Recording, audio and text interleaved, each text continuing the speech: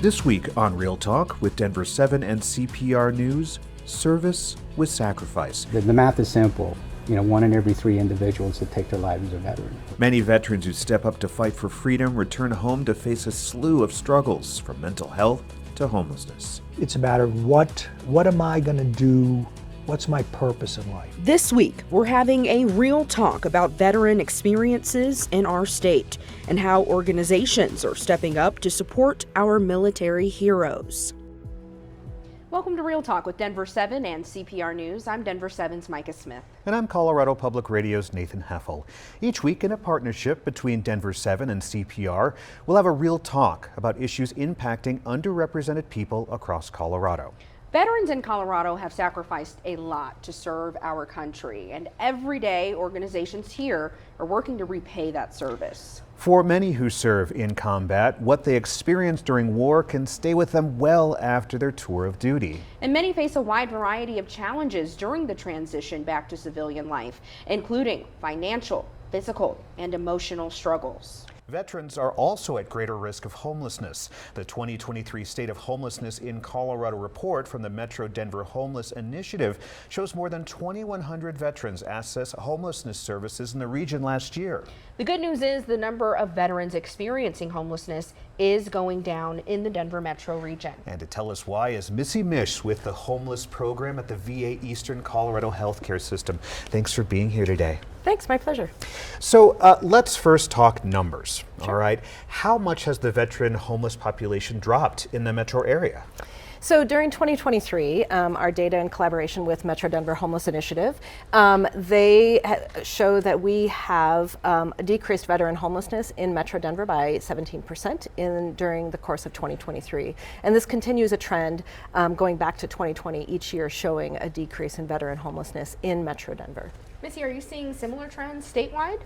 In certain areas of the state, absolutely. So in Fremont County, Canyon City area, they have done an amazing job rallying the community, collaborating and reaching functional zero for veteran homelessness and sustaining it down in Canyon City and Fremont County. Pueblo is right there behind them. They have an active by name list and are actively working to reach functional zero. Colorado Springs, we're working on our data metrics down there, and hopefully in 2024 we can start to see some decreases in Colorado Springs as well. You mentioned something a few moments ago. You said functional zero. For our viewers and our listeners, what is functional zero? Yeah, it's a weird concept, right? If you notice, I don't usually say end veteran homelessness. It's about reaching functional zero. I don't think we'll ever have a time when there won't be somebody, veteran or non-veteran, who doesn't experience homelessness. But we want to create a system where that homelessness is episodic and brief, so we can identify them very quickly and get them back into housing very quickly, so that ultimately our system is able to find and identify people, get them back into housing, and so that we're housing more people than are becoming homeless. Now, is that a revolving door where you have services offered, someone finds a home and then they become unhoused again? We work really hard. Our programs work extremely hard to make sure that people don't fall back into homelessness. We are following those data metrics. So the large VA nationally set goals for every local facility around how many people they were asking each facility to house, and then to follow up that data to make sure folks stayed housed. So literally, as we are speaking this week, the VA secretary this week is also doing a press conference to talk about how our VAs did nationally around meeting these metrics. In Eastern Colorado, we housed over 750 veterans in 2023 alone, and nearly 90% of those remained housed during that time. And the other few people that didn't, we have had follow-up and are on the pathway back to housing. So we have captured them and keep them and really use our data to help us tailor services. What kind of factors have contributed to this reduction? It seems it's going down every single year. What's working? It has been tough, right? Like the housing market really has not lent itself to reductions. And so, I think it's really been the dedication of the community centering veteran homelessness. In Metro Denver specifically, the community really has rallied around this idea of reducing and reaching functional zero and being one of the first cities in the country to really show that in an urban area we can reduce veteran homelessness. And it's been Metro Denver in collaboration with the VA and all all of our community partners coming to the table, literally on a weekly, daily basis in meetings. We have developed a literal by name list of veterans who are experiencing homelessness, and have case conferencings where we meet together and go over literally by name the veterans and making sure that they are connected to resources. We've heard over and over again from leaders in this community that veterans are at greater risk of homelessness. Why is that? I think there's a lot of factors to it. I think there is, folks who are who go into the military, I think come from backgrounds that, we show that there are health equity, right? Like if you look at social determinants of health, we find people of color are overrepresented. Generally, let alone veteran homelessness, are overrepresented by people of color, right? Who then come back to a system and come back to a country where then they have additional barriers, and also have then maybe some additional mental health challenges and might have challenges accessing the treatment that is needed, consistently accessing the treatment that's needed. You also have challenges around physical health, substance use. There is a whole myriad of challenges that I think veterans face. Veterans also have the survival skills. And so for some veterans, being homeless on the streets is less of a deterrent because they have skills to be able to know how to keep themselves healthy and stay healthy, and then have a distrust of the system. Yeah. Missy Mish is with the Department of Veterans Affairs. Thank you so much for joining us today. Thank you. Well, we're just getting started with this Real Talk on veterans in Colorado. Coming up, a personal story about the mental challenges one man's faced since leaving active duty. The following segment contains discussions of suicide. Please watch and listen with care.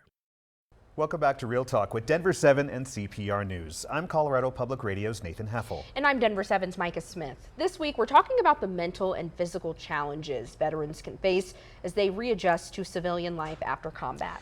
And that includes traumatic brain injuries while serving or post-traumatic stress following active duty. These conditions can affect veterans disproportionately. One result is rising suicide rates. The VA says veterans in Colorado are even more likely to die from suicide than veterans across the country.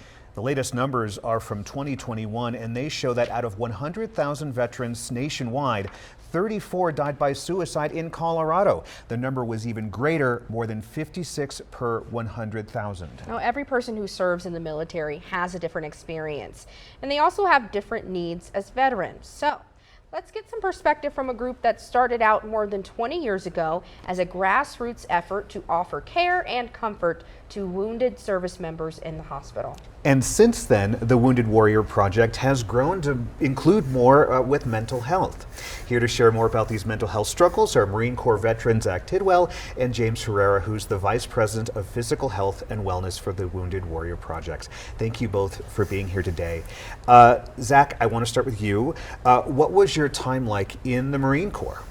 So I had an interesting 4 years. That's pretty typical for an enlisted Marine, but I was a machine gunner with 3rd Battalion, 5th Marines, and I deployed twice. I never saw combat, but I was an infantry Marine. I was a machine gunner. So played dress up for war all the time and never went to war, thankfully, but I had some head injuries and other things happen that led me down the path that you guys were just talking about.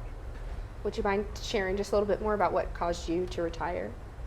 Yeah, so I lost my sight after I got out. On my second deployment, I found out that my now ex-wife was having an affair with someone else, and I was not in a great spot when I came back from that deployment, and so I decided it was time to be done with the Marines and move on to the next thing. And so I got out and started going to school for nursing and working at a local hospital here in Colorado. I think the thing that I'm hearing from a lot of veterans is that there's this fear to talk about what you're talking about right now. The fact that you may have felt close to suicide, that you may have not felt okay. And the stigma that goes behind that. Why are you so open to speaking about this? This is something that is personal to anyone, but to people in the military can be so much more private.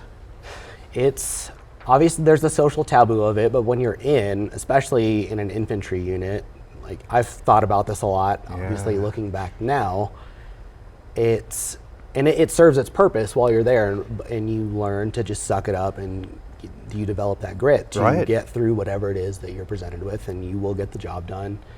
And that's an awesome life skill to have. But I think on the flip side of that, at least for me personally, my coping skills weren't there. And so I shot myself in the head about 9 months after I got out because I was struggling. And again, looking back, it was, I think because I knew that I was the kind of person that does just get through everything and I will figure a way to get through it, I thought that I could handle the depression and alcoholism on my own.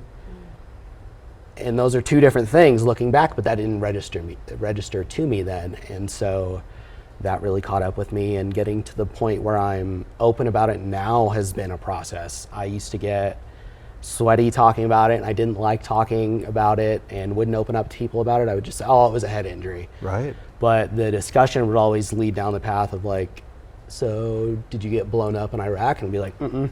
And they'd be like, so Afghanistan then? And I'm like, no, I didn't see combat. And they're like, well, what was it? And then I would get negative reactions when I would have an outburst of like, I shot myself in the head. And so going to therapy over the last several years, I still do, even though I'm in a better place now. That's been huge. And then getting into adaptive sports, that was being around other veterans who were adapting to this change. Obviously, I'd woken up from being taken off life support after a suicide attempt, and now I'm blind and deaf in 1 year. Right. So I got lower, but getting, I think 8.5 months after that, I was on a mountain trying to snowboard again, and I couldn't cook for myself or anything, but I was trying to snowboard. And being up there with other blind vets and those connections that you make at the dinner table in the evening after you're off the mountain and things like that kind of opened up to where I was like, okay, I'm gonna own it. Thank you for sharing that aspect of your life. It is such an important part of why we're here doing this episode today. Absolutely. Well, one thing that Zach just said, being around other veterans, I think that's huge. James, I want to get you in on this conversation about Wounded Warrior Project and everything that you're doing to try to provide that space. Absolutely. So our mission at Wounded Warrior Project is to honor and empower wounded veterans. As you mentioned, we've celebrated our 20th anniversary, and so for the last 20 years, we've been providing programs and support for post 9/11 veterans, their families, and their caregivers. We've got life-changing services in mental and brain health, in career counseling, in benefits, in physical health and wellness, in advocacy, and then in long-term rehabilitative care. Zach's story isn't uncommon. We look at the data from our annual Warrior Survey, and 1 out of 4 veterans in the last year has had suicidal ideations. I mean, it's a tragedy for certain. And so we want to be around for the long haul. We want to continue to provide that life-saving and changing support to folks like Zach because it's a passion for what we do. James, what's the first thing you do when someone reaches out to you saying, I'm in this space and I need some help? The first thing I or any of my teammates at Wounded Warrior Project do is listen. We want to be there and really get an understanding of where the veteran is at and what that hierarchy of needs for them looks like. If it's an issue like homelessness, that's something that is taking precedent, and we've got to address that situation immediately because we're not going to be able to get to the other stuff, the mental health issues. There's things that sort of take precedent in the order of care. So I want to listen to them. I want to hear what they've got going on. I want to determine what particular programs and services our teams have to offer that we can get that veteran the best care at the right time and improve their quality of life. Maybe like adaptive sports?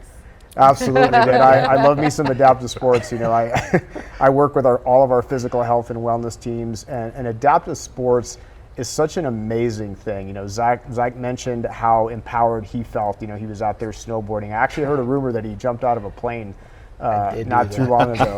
Yeah. Really? So adaptive sports is truly an empowering experience for a veteran.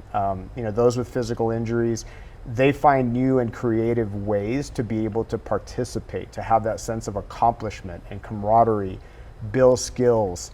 And it truly is a game changer for them. The independence is huge. Like getting a sense of that again is after something that's so life-changing, where like, yeah, I didn't know how to cook for myself, but you put a radio in my ear and you throw me on a snowboard. If you get me to the mountain, like, I can get down it. And yeah, that's huge. It really is. It kind of feels like you're back in again, and you're that camaraderie, because nothing's off the table. No one's walking on eggshells around you. And then you've got guys like James, who's also a vet.